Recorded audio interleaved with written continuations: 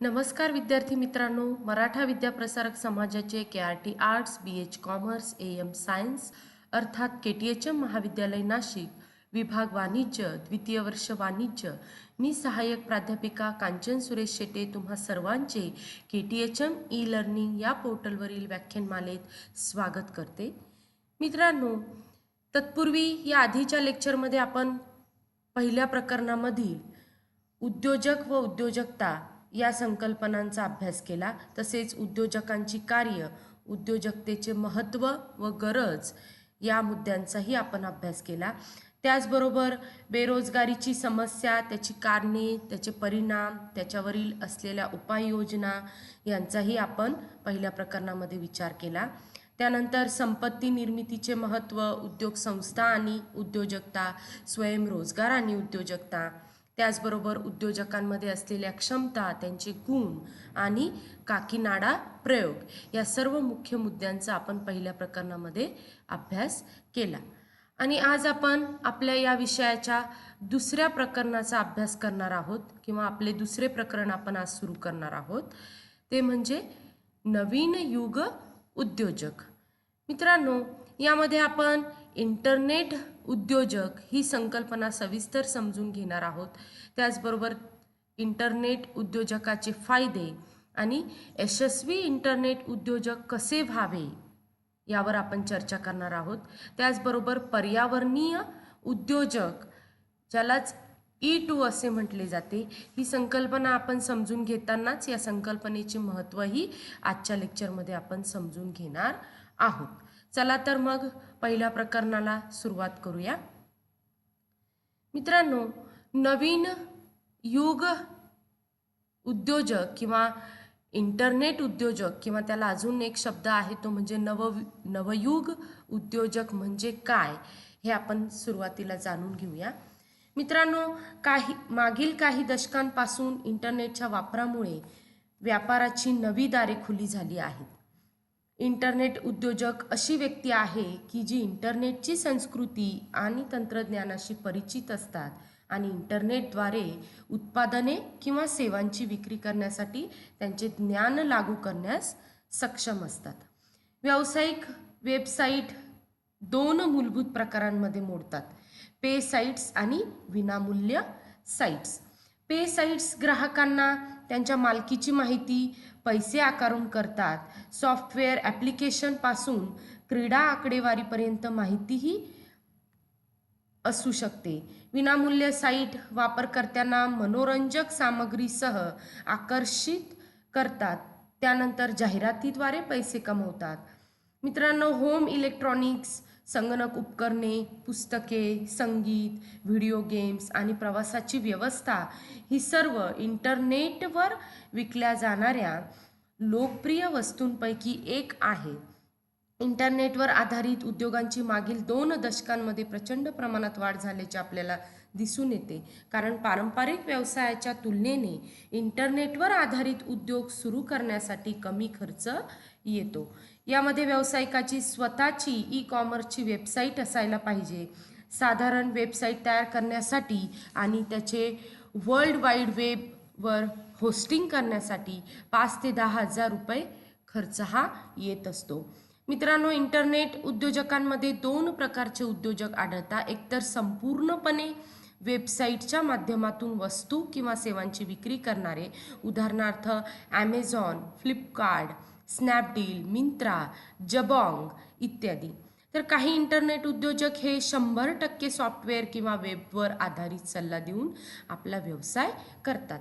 उदाहरणार्थ सॉफ्टवेअर किंवा mobile application बनवणाऱ्या कंपन्या, वेब डिझायनर, मोबाईल गेम तयार करणाऱ्या, अँटीव्हायरस तयार करणाऱ्या कंपन्या हे वस्तू म्हणजे हार्डवेअरची विक्री करत नाही, तर ते कम्प्युटरवर आधारित एखादे सॉफ्टवेअर किंवा ॲप्लिकेशन किंवा कम्प्युटरशी निगडीत एखादी सॉफ्ट कॉपी डिझाईन किंवा सॉफ्टवेअर विकतात किंवा त्यांच्या ग्राहकांना सिस्टीम मेंटेनन्स सपोर्ट देतात.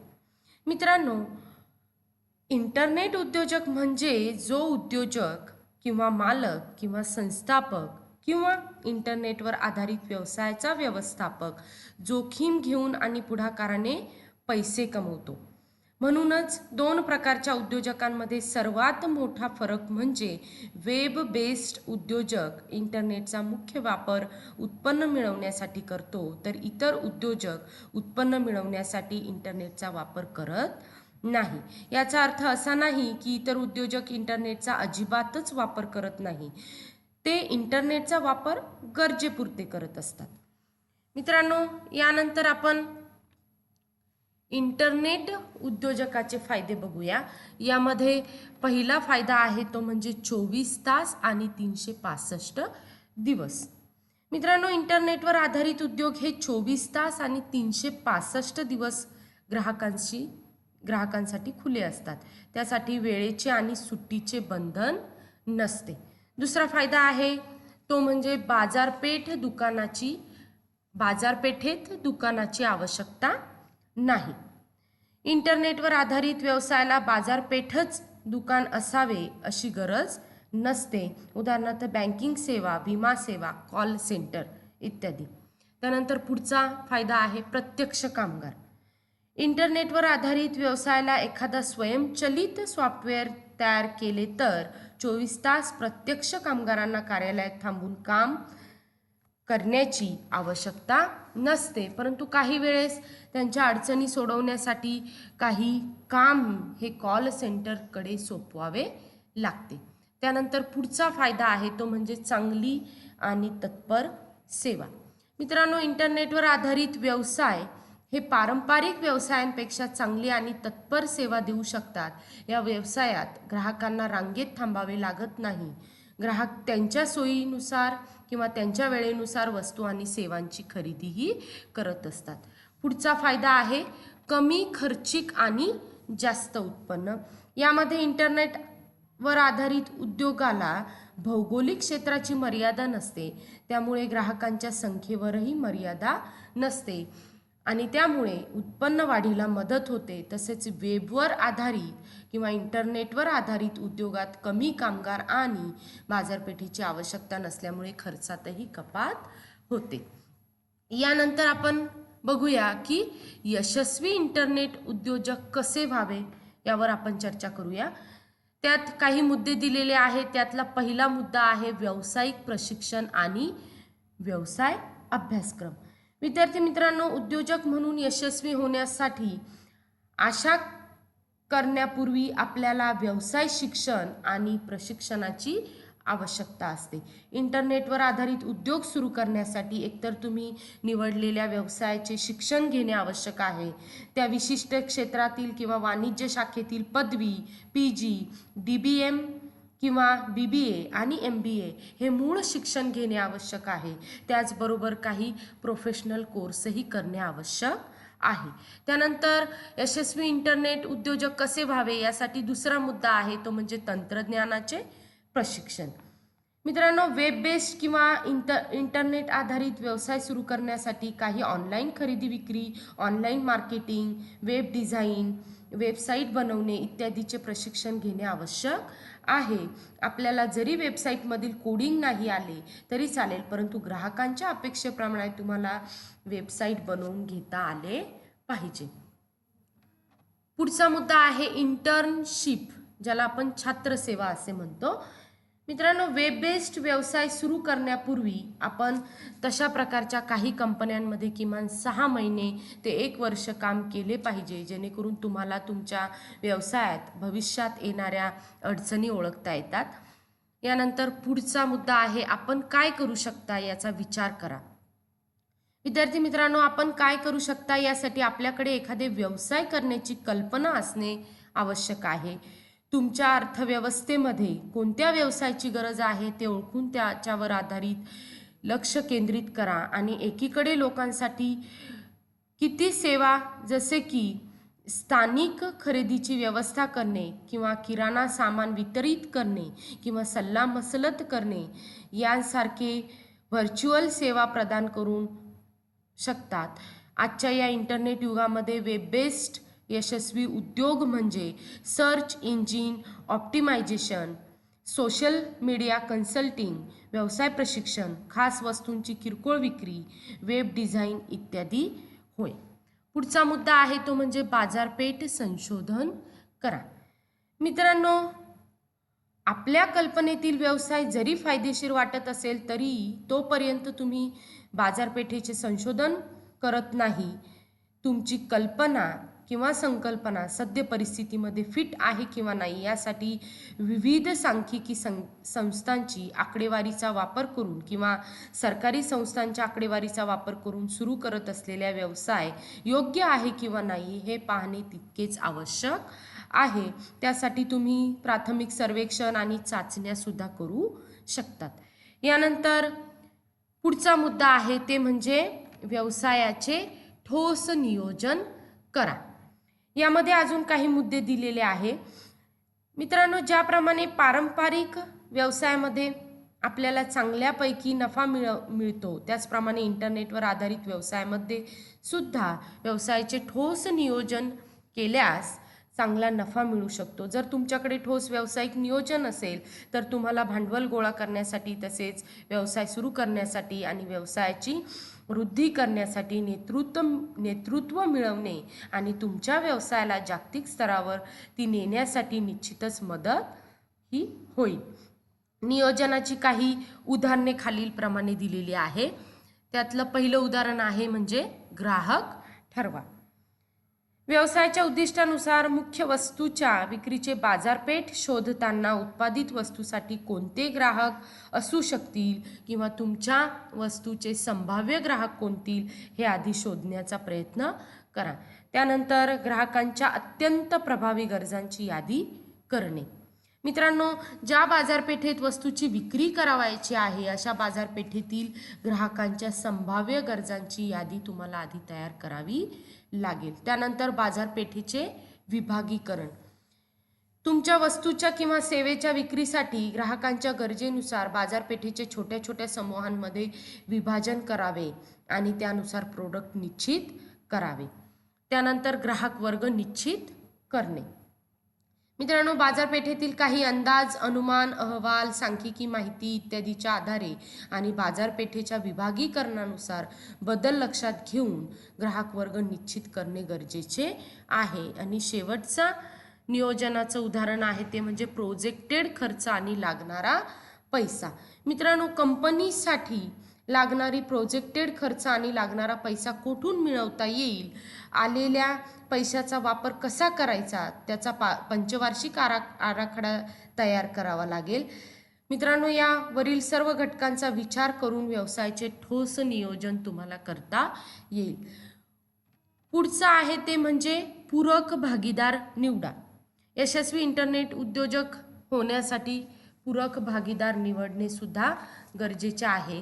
यामध्ये कोणतेही नवीन व्यवसाय किंवा उद्योग तयार करत असताना पूरक भागीदार निवडल्यास व्यवसाय वृद्धी ही लवकर आणि चांगल्या प्रकारे होऊ शकते. उदाहरणार्थ, जर तुमची वेबसाईट तयार करण्याची कंपनी असेल आणि तुम्हाला वेब डेव्हलपमेंट आणि कोडिंग यांचे ज्ञान असेल तर तुमचा भागीदार वेब डेव्हलपमेंट आणि कोडिंग करणारच असावा असे नाही. म्हणजे तुमच्या व्यवसायाला पूरक, ज्यामुळे व्यवसायाची वृद्धी होईल अशा मित्राची किंवा व्यक्तीची पूरक भागीदार म्हणून निवड करा.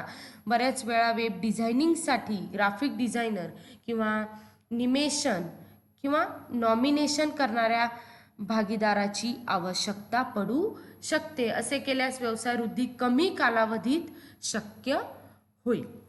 यानंतर आपण दुसरी संकल्पना आहे महत्त्वाची, ती म्हणजे पर्यावरणीय उद्योजक हे बघणार आहोत. मित्रांनो, पर्यावरणीय उद्योजक म्हणजे काय तर दैनंदिन वापरामध्ये पर्यावरणीय उद्योजकता, इको उद्योजकता आणि शाश्वत उद्योजकता या तीन संज्ञा परस्पर बदलाने वापरल्या जातात. हरित व्यवसाय किंवा पर्यावरणीय व्यवसाय म्हणजे जे शाश्वत आहे, म्हणजेच जी संस्था किंवा कंपनी पर्यावरणाला पूरक आणि दीर्घकाळ चालणारी, आर्थिकदृष्ट्या सक्षम आहे अशी कंपनी होय. हरित अर्थव्यवस्था म्हणजे अशी अर्थव्यवस्था की जेथे कार्बन उत्सर्जन, प्रदूषण, वाढीव ऊर्जा, संसाधनांची कार्यक्षमता आणि जैवविविधतेसह देखभाल केलेली पर्यावरणीय यंत्रणा होय, अशी अर्थव्यवस्था जागतिक आर्थिक आणि विकासाच्या महत्त्वपूर्ण समस्यांकडे लक्ष देऊ शकते. अर्थव्यवस्थेमध्ये नैसर्गिक साधन सामग्रीचा वापर पर्याप्त केला जातो. उदाहरणार्थ हवामान बदलास कमी करणे आणि परिस्थितीशी जुळवून घेणे, रोजगार निर्मित दारिद्र्य निर्मूलन इत्यादी. काही देश आर्थिक समस्येचा विचार करून फक्त औद्योगिकीकरण यावरच भर न देता याउलट जी देश हरित अर्थव्यवस्थेचा अवलंब करतात ते औद्योगिकीकरणाला बरोबरच समतोल पर्यावरणाचाही विचार करतात. यामध्ये कार्बन उत्सर्जन कमी करणे, प्रदूषण कमी करणे, अपारंपरिक ऊर्जेचा वापर करणे, कामगारांना जॉब सिक्युरिटी देणे इत्यादी गोष्टींचा समावेश होतो. तसेच जागतिक तापमान वाढ म्हणजे ग्लोबल वॉर्मिंग, प्रदूषण, नैसर्गिक स्रोतांची कमतरता, ओझोनचा थर कमी होणे, हवामान बदल आणि पर्यावरणामधील विघटनामुळे होणारी आपत्ती यासारख्या अनेक पर्यावरणविषयक समस्यांमधून हरित उद्योजकांची संकल्पना ही उदयास आली होती किंवा आली आहे. पर्यावरणीय ज्ञानाच्या या वाढत्या जागृतीमुळे आजकाल ग्राहक पर्यावरणपूरक वस्तूंची मागणी करत आहेत आणि त्याचमुळे पर्यावरणीय उद्योजक म्हणजेच पर्यावरणपूरक उद्योजक यांचे महत्त्व वाढलेले आहे.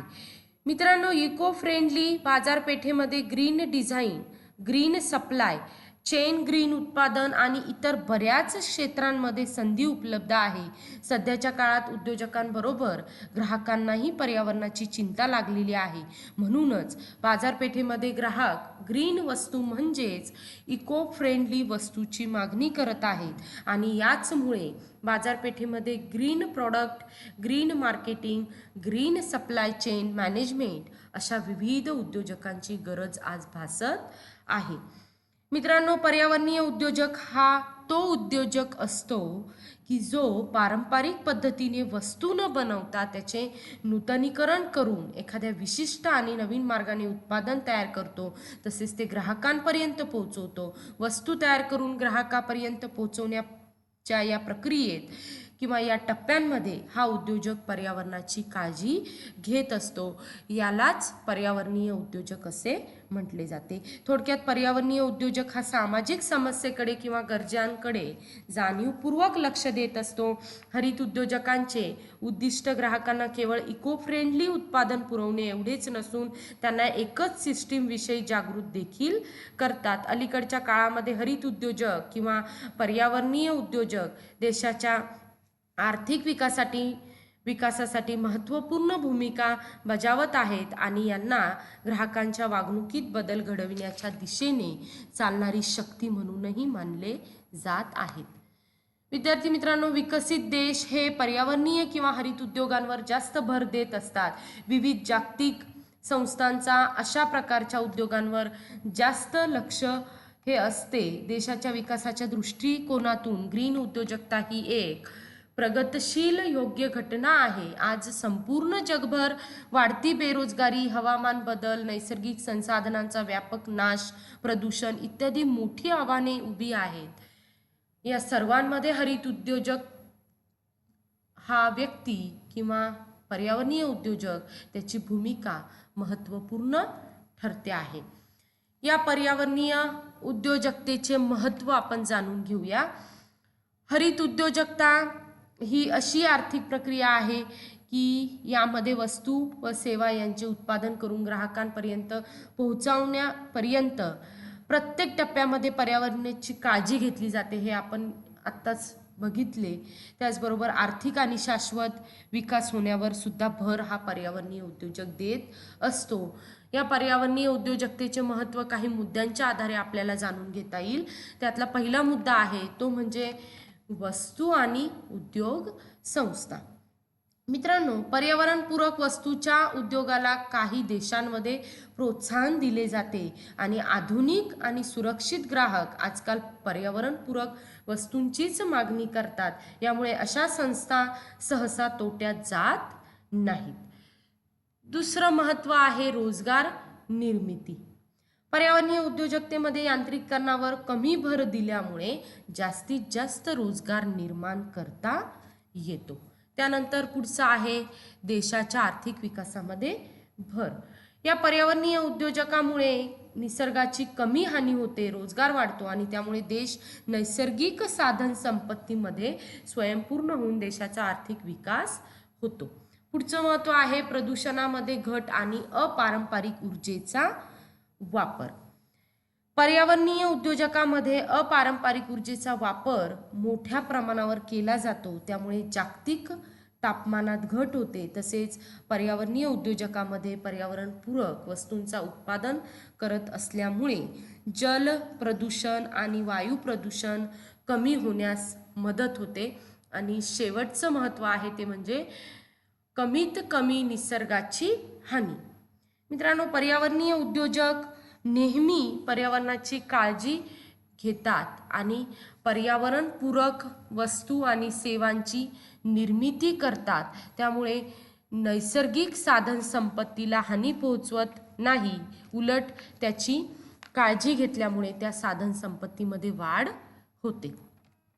अशा पद्धतीने आज आपण आपल्या या दुसऱ्या प्रकरणातील नवीन इंटरनेट उद्योजक, त्याच्या व्याख्या, त्याचे फायदे किंवा यशस्वी इंटरनेट उद्योजक कसे व्हावे यावर चर्चा केली. त्याचबरोबर पर्यावरणीय उद्योजक ही संकल्पना समजून घेण्याबरोबरच त्याचे महत्त्वही जाणून घेतले. आज इथेच थांबूया. धन्यवाद.